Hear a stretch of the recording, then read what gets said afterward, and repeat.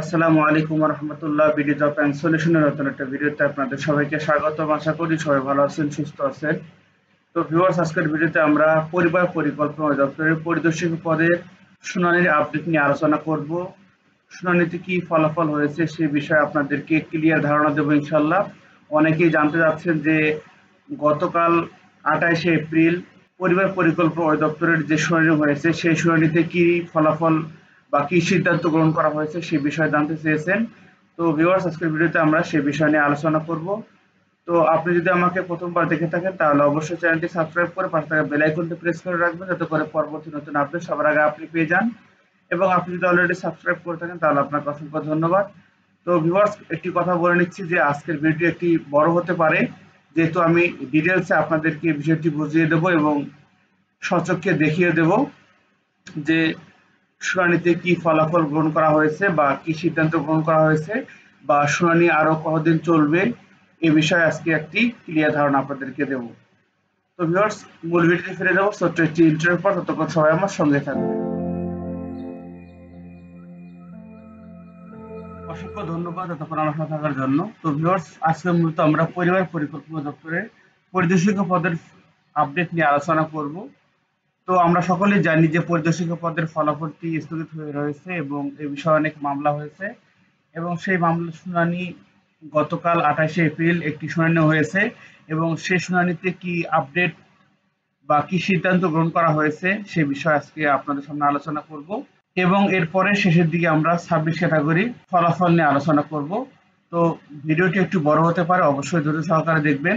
তো ভিউয়ার্স, আমরা সকলে জানি যে 1080টি পদের বিপরীতে পরিবার কল্যাণ পরিদর্শিকা পদের যে সার্কুলারটি হয়েছিল তার লিখিত পরীক্ষা হয়েছে। অনেক জল্পনা কল্পনার পরে তার ফলাফল আমরা পেয়েছি এবং তারপরে পরেই কিন্তু ভাইবা নেওয়া হয়েছে এবং ভাইবার ফলাফল কিন্তু প্রকাশ করার আগেই সেই ফলাফলটি স্থগিত করে দেওয়া হয়েছে এবং পরবর্তীতে প্রার্থীরা কিন্তু সেই স্থগিতাদেশ বন্ধ করে দেওয়ার জন্য স্থগিতাদেশটা স্থগিত করার জন্য কিন্তু মামলা করেছে এবং আদালত থেকে সেই স্থগিতাদেশটি স্থগিত করে দেওয়া হয়েছে এবং ফলাফল প্রকাশের ক্ষেত্রে যাতে কোনো বাধা না থাকে সে বিষয়ে কিন্তু মামলা হয়েছে এবং সেই শুনানি হয়েছে গত 28শে এপ্রিল এবং সেই শুনানিতে কি আলোচনা হয়েছে এবং ফলাফল কি হয়েছে চলুন একটু আমরা দেখে নেব। তো ভিউয়ার্স, আপনারা দেখতে পাচ্ছেন এখানে আদালতের রায় দেওয়া হয়েছে। আপনাদের পরিবার পরিকল্পনা দপ্তরের পরিদর্শক পদের যে কেসটি রয়েছে সেটি হচ্ছে সিভিল পিটিশন 677 নাম্বার কেস। আপনারা কেস লিস্ট চেক করলেই আপনারা দেখতে পারবেন 677 নাম্বার কেসটি হলো আপনাদের পরিবার পরিকল্পনা দপ্তরের পরিদর্শক পদের কেসটি। আমরা এর আগেও পত্রিকায় জানতে পেরেছিলাম যে এখানে জাস্টিস এম এনায়েতুর রহিম এবং জাস্টিস ওবায়দুল হাসান, জাস্টিস আশফাকুল ইসলাম, জাস্টিস জাহাঙ্গীর হোসেন সহ আরো বেশ কয়েকজন জাস্টিস এখানে কাজ করতেছেন। তো আমরা এখানে দেখতে পাচ্ছি যে প্রথম যে হিয়ারিং হয়েছিল 28শে ফেব্রুয়ারি, সেখানে কিন্তু কোনো ফলাফল হয়নি। এরপরে আবার দ্বিতীয় শুনানি হয়েছিল 3রা মার্চ। সেখানে বলা হয়েছিল যে এই আদালতের রায় 22শে এপ্রিল গ্রহণ করা হবে এবং 22শে এপ্রিল কিন্তু শুনানির কোনো রেজাল্ট হয়নি। যেটি রেজাল্ট দেওয়া হয়েছে 28শে এপ্রিল। আপনারা ইতিমধ্যে অবগত আছেন যে আমি গতকালকে বলেছিলাম যে 28শে এপ্রিল শুনানি হবে এবং সেই শুনানিতে আমরা কোনো একটি ফলাফল পেতে পারি। তো আমরা আজকে সেই বিষয়টি নিয়ে আলোচনা করব। তো ভিউয়ার্স, আশা করি আপনারা দেখতে পাচ্ছেন যে 28শে April high court number 1 hearing number 4 4 number hearing হয়েছে এবং সেই হিয়ারিং এ ফলাফল এসেছে ডিসপোজড অফ। তো আমরা অনেকেই এই ল এর ভাষা হয়তো বুঝতে পারবো না যে ডিসপোজড অফ বলতে এখানে কি মিন করা হয়েছে। তো এজন্য প্রথমে বলছিলাম যে আজকে ভিডিওটি একটু বড় হতে পারে, আপনারা অবশ্যই ধৈর্য সহকারে শুনবেন। আমি ব্যাখ্যা করতেছি ডিসপোজড অফ বলতে কি বোঝানো হয়েছে এখানে। তো ভিউয়ার্স, ল এর ভাষায় ডিসপোজড অফ বলতে মাঝামাঝি একটি অবস্থা বোঝানো হয়েছে। এই বিষয়টি যদি আমি খোলাসা করে বলতে চাই সেটি হচ্ছে যে এই ডিসপোজড অফ এর আদেশের অর্থ হচ্ছে আদালত এখানে বাদী এবং বিবাদী দুই পক্ষের মাঝামাঝি একটি আদেশ দিয়েছে। এই আদেশ মূলত আমরা বলতে পারবো না যে রাষ্ট্রের পক্ষে গেছে বা রাষ্ট্রের বিপক্ষে গেছে। এই ডিসপোজড অফ বলতে এটি বোঝানো হয়েছে যে বাদী এবং বিবাদী অর্থাৎ যারা মামলা করেছে এবং যারা এই মামলার বিপক্ষে লড়তেছেন তাদের দুই দলকে একটি সমঝোতার মধ্যে আসতে বলা হয়েছে। মূলত এখানে পরিবার পরিকল্পনা অধিদপ্তরকে যারা মামলা করেছে তাদের সাথে আলোচনা করে মতামত নিয়ে একটি সিদ্ধান্ত উপনীত হতে বলেছে।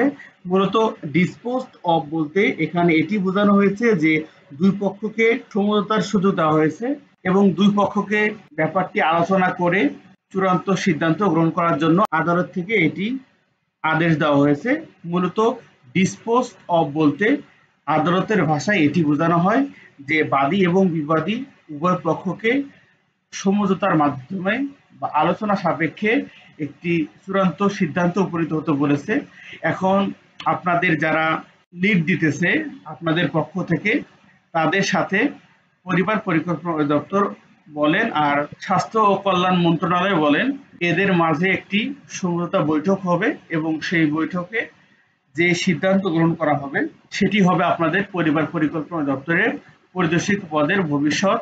এবং আশা করছি যেহেতু আদালত দুই পক্ষের আলোচনা শোনার পরেই কিন্তু এই রেজাল্ট দিয়েছে, ডিসপোজড অফ ঘোষণা করেছে, তো আমার মনে হয় যে এখন আপনাদের আন্দোলনে যারা লিড দিতেছে যারা মামলা করেছেন তাদের সাথে পরিবার পরিকল্পনা অধিদপ্তর খুব দ্রুতই বৈঠক করবেন এবং সর্বশেষ সিদ্ধান্ত আপনাদেরকে জানিয়ে দেওয়া হবে এবং চেষ্টা করব নতুন আপডেট পেলে আপনাদেরকে জানিয়ে দেওয়ার জন্য।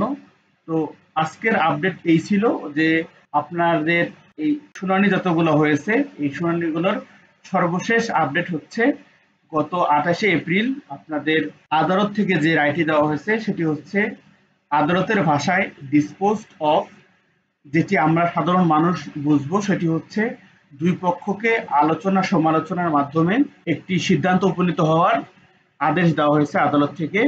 তো তো আপনাদের পক্ষ থেকে যারা এ বিষয়ে আপনাদের লিড দিতেছেন তাদের সাথে পরিবার পরিকল্পনা অধিদপ্তরের সমঝোতা বৈঠক হবে এবং সেই বৈঠকে আপনাদের চূড়ান্ত সিদ্ধান্ত জানানো হবে। তো অবশ্যই সেই সিদ্ধান্ত পেলে বা সেরকম কোনো তথ্য বা আপডেট পেলে আপনাদেরকে জানিয়ে দেওয়ার চেষ্টা করব। তো এই ছিল পরিবার পরিকল্পনা অধিদপ্তরের পরিদর্শক পদের আপডেট। তো ভিউয়ার্স এখন আমরা আলোচনা করব 26 ক্যাটাগরি বেশ কয়েকটি পদের ফলাফল নিয়ে। তো আমরা দেখতে পারলাম যে পরিদর্শক পদের একটি সুরাহা হওয়ার পথে, আশা করা যায় খুব দ্রুতই পরিদর্শক পদের একটি সমঝোতা হতে পারে এবং যদি পরিবার পরিকল্পনা দপ্তরের পরিদর্শক পদের ঝামেলাটি মিটিয়ে যায় তারপরেই কিন্তু খুব দ্রুত আপনাদের 26 ক্যাটাগরি এমএলএসএস বলেন আর যেই পদগুলো রয়েছে সবগুলোর ফলাফল খুব দ্রুতই প্রকাশ করা হবে। আপনাদেরকে আবারও বলছি যে আপনাদের 26 ক্যাটাগরির যে কয়েকটি পদ রয়েছে এই পদগুলোর মধ্যে কোনো ঝামেলা নেই।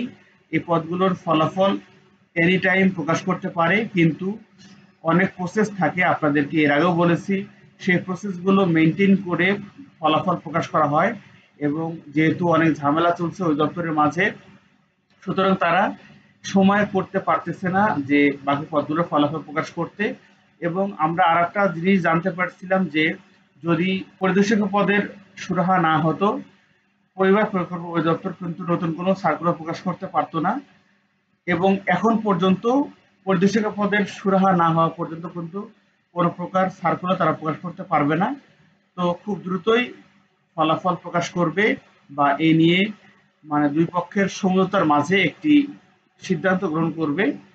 তো এই সিদ্ধান্ত গ্রহণ করার পরেই কিন্তু আপনাদের সবকিছুর একটি সুরাহা বা ব্যবস্থা হয়ে যাবে। তো ততক্ষণ সবাইকে অপেক্ষা করতে হবে। তো এই ছিল আজকের আপডেট এবং পরবর্তী আপডেট পেতে হলে অবশ্যই চ্যানেলটি সাবস্ক্রাইব করে পাশে থাকা বেল আইকনটি প্রেস করে রাখবেন।